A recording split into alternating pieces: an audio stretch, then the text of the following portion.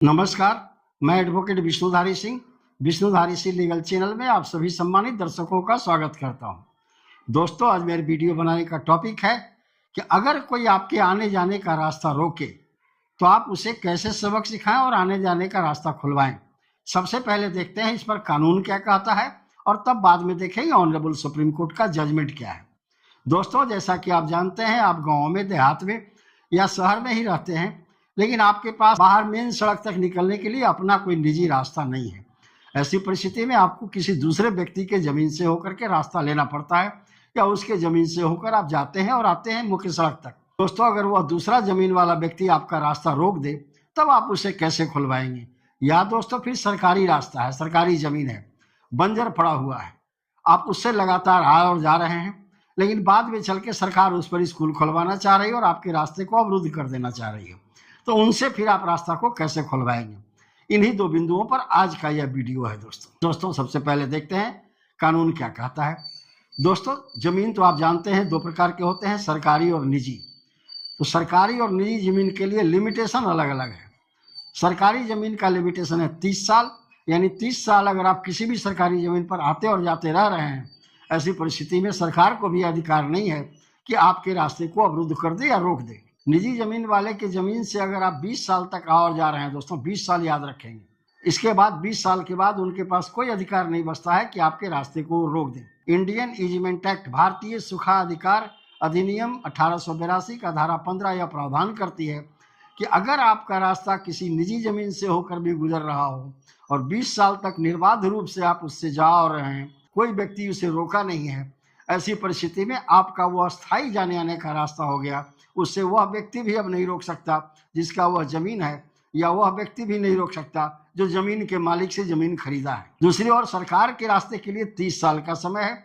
इसी सेक्शन 15 में आपके आने जाने का रास्ता अगर सरकारी जमीन पर 30 साल है तो 30 साल बाद भी सरकार को कोई अधिकार नहीं है आपके रास्ते को अवरुद्ध कर दे। कोई दबंग व्यक्ति है, वह व्यक्ति तो 20 साल तक नहीं बोला, लेकिन उसका बाल बच्चा अब दबंग हो गया, या वह व्यक्ति जिसका जमीन है वो किसी दूसरे को बेच दिया, दूसरा व्यक्ति आया और आपके रास्ते को रोक दिया, या उसी जमीन का बाल बच्चा आपके रास्ते को रोक दिया। अब ऐसी परिस्थिति में आपके पास क्या रेमेडी उपाय उपलब्ध हैं ताकि आप उस रास्ते को खुलवा सकें? दोस्तों, इसके लिए सबसे पहले आपको एसडीएम कोर्ट में जाना होगा। वहाँ 163 BNSS के अंदर में एक आवेदन देना होगा कि मेरे आने जाने के रास्ते को अवरुद्ध कर दिया गया है, शांति भंग होने की संभावना है, कृपया करके आप उस रास्ते को खुलवा दें। मैं 20 साल से अधिक समय से उस रास्ते से गुजर रहा हूं, जबकि जमीन दूसरे का है, उसी व्यक्ति का है जिसने रास्ता रोका है। दोस्तों, एसडीएम साहब तो आकर के देखेंगे, जांच पड़ताल करने के बाद रास्ता आपका खुलवा देंगे, लेकिन ये अस्थायी नहीं है दोस्तों, क्योंकि एसडीएम का आदेश जो है हर व्यक्ति अस्थायी रूप से मानता नहीं है। इसका प्रावधान, इसका जो टाइमिंग है 60 दिन का है। 60 दिन के बाद फिर इनफ्रक्चुअस हो जाता है। ऐसी परिस्थिति में फिर वो चाहे विरोधी पार्टी या जिसका जमीन है वो चाहे तो बलपूर्वक आपके रास्ते पर कब्जा कर सकता है। तो दोस्तों, इसके लिए सबसे बेहतरीन रेमेडी है सिविल कोर्ट। आप सिविल कोर्ट में जाएं, वहां भारतीय सुखाधिकार अधिनियम की धारा 15 के अंतर्गत में मुकदमा फाइल करें। किस पर? उस व्यक्ति पर या उस सरकार पर जिसने आपके रास्ते को रोका है, चाहे वो जमीन का खुद मालिक हो, जमीन के मालिक का बाल बच्चा हो, या जमीन के मालिक ने किसी को जमीन बेचा, वह दबंग या गुंडा व्यक्ति हो। आप उस पर केस करेंगे कि हम 20 साल से ऊपर से इसके जमीन से जा और आ रहे थे, अभी तक किसी ने मुझे कोई नहीं रोका, मेरे पास मुख्य सड़क तक निकलने का यही एक रास्ता है। ऐसी परिस्थिति में सिविल कोर्ट उसे आदेश देगा कि आप जो है इस जमीन को छोड़ करके, इस रास्ते को छोड़ करके घर बनाए, या जो आपको करना है इस रास्ता को खाली कर दे। सरकार को भी आदेश देगा कि इसके रास्ते को खाली कर दे, चूंकि 30 साल से इस आपकी संपत्ति पर जा और आ रहा है। साथ ही साथ दोस्तों, निषेधाज्ञा की भी मांग करें उसी वाद पत्र के अंदर में, परमानेंट और मैंडेटरी इंजेक्शन का। आइए इसके ऊपर में हम चर्चा सबसे अंत में करेंगे, क्योंकि प्रावधान है, ये प्रोसीडिंग है, कैसे आपको रिमेडी लेना है। सबसे पहले हम देखते हैं कानून तो मैंने बता दिया, section 15 right of easement act 1882। और आइए इस पर आप देखते हैं ऑनरेबल सुप्रीम कोर्ट का लैंडमार्क और लेटेस्ट जजमेंट क्या कहता है। न्यायालय में जब आप मुकदमा दाखिल करेंगे तो आपको वहां किन किन बातों को साबित करना होगा। सबसे पहले तो आपको 20 साल आने जाने का प्रमाण देना होगा। अब 20 साल आने जाने का प्रमाण आप कहां से देंगे? तो पहले से जो एसडीएम का आदेश है, जहां पर एसडीएम साहब ने लिखा है कि 20 साल से अधिक समय से ही जा रहा है, आ रहा है, इसके रास्ते को अवरुद्ध नहीं किया जाए। दूसरा है दोस्तों, पर ग्राम प्रधान के द्वारा यह लिख करके देना कि ये 20 साल से पहले से इस रास्ता से लोग जा और आ रहे हैं, या यह व्यक्ति जा और आ रहा है, अब इसके रास्ते को रोकने का कोई औचित्य नहीं। और तीसरा है दोस्तों नक्शा। साथ ही साथ चौथा है दोस्तों फोटोग्राफ्स। जिस समय कोई रास्ता अवरुद्ध कर रहा हो उस समय वो पिलर गाड़ रहा होगा, नाद बांध रहा होगा, या सीढ़ी निकाल रहा होगा, या छड्डा डाल रहा होगा, किसी तरह से या दीवार खड़ा कर रहा होगा, किसी तरह से आपके रास्ते को अवरुद्ध कर रहा हो, तो अवरुद्ध करने के पहले का फोटो उस सड़क का या उस रास्ते का, अवरुद्ध करते समय का उसका फोटो, और अवरुद्ध करने के बाद का फोटो, ये 3 फोटो इस आवेदन पत्र के साथ जरूर सिविल कोर्ट में लगाएंगे। सुप्रीम कोर्ट के केस का टाइटल है दोस्तों मनीषा महेंद्र गाला वर्सेज शालिनी भगवान। 10 अप्रैल 2024 को इसका जजमेंट किया गया है दोस्तों ऑनरेबल सुप्रीम कोर्ट के द्वारा। इसका साइटेशन नंबर है दोस्तों 9642-9643 ऑफ 2024। इस केस में ऑनरेबल सुप्रीम कोर्ट ने अपना जजमेंट सुनाते हुए कहा कि आप अपने अर्जी में या आप अपने प्लेंट में सिर्फ यह लिखने से नहीं काम चलेगा कि मैं काफी लंबे दिनों से इसका उपयोग कर रहा हूं आने जाने में, इस रास्ते का उपयोग आने जाने के लिए कर रहा हूं।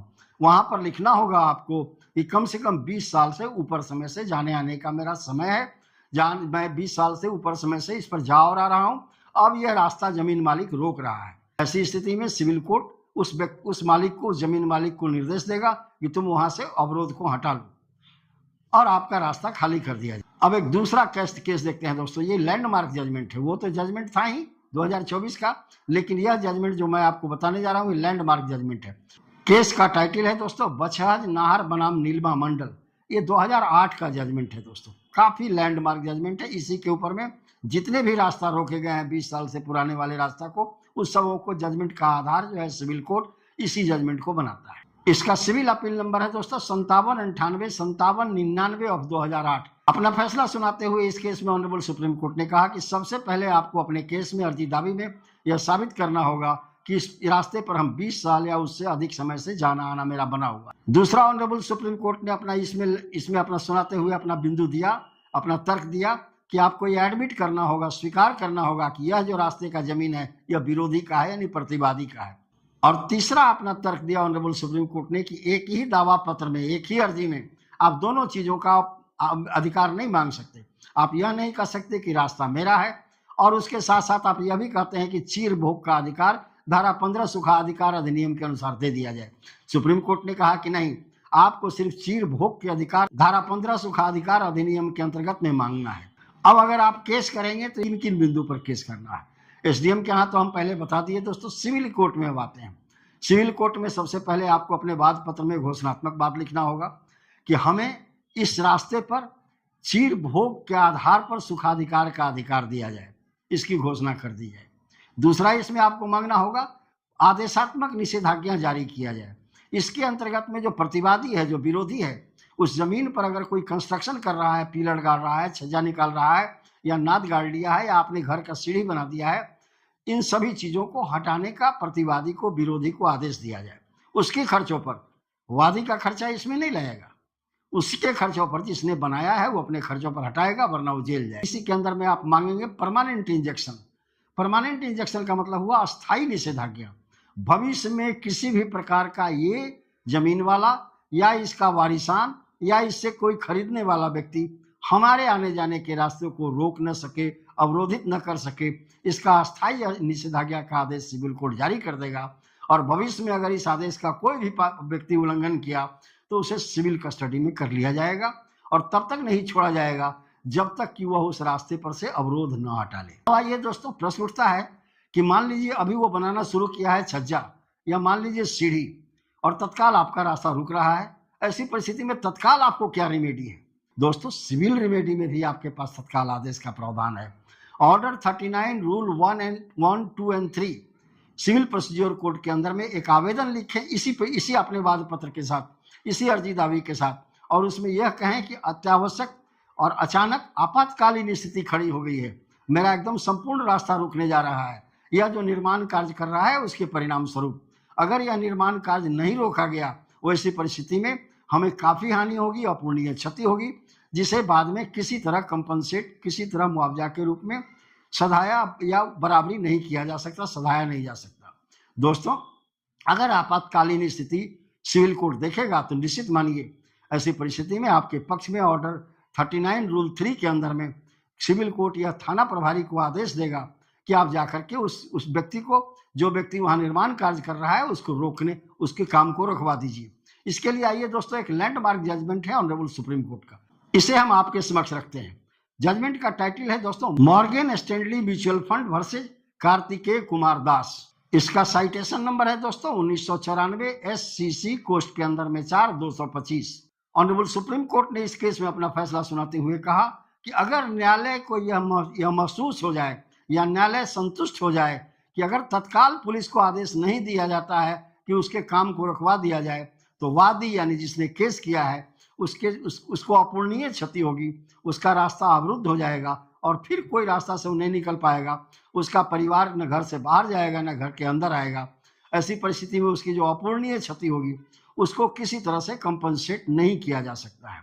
ऐसी परिस्थिति में ऑनरेबल सुप्रीम कोर्ट ने इस केस में अपना निर्णय सुनाते हुए कहा कि पुलिस को यह निर्देशित किया जाता है कि स्पॉट पर जाकर के, घटना स्थल पर जाकर के वह व्यक्ति जो तत्काल काम कर रहा है उस काम को रुकवा दे।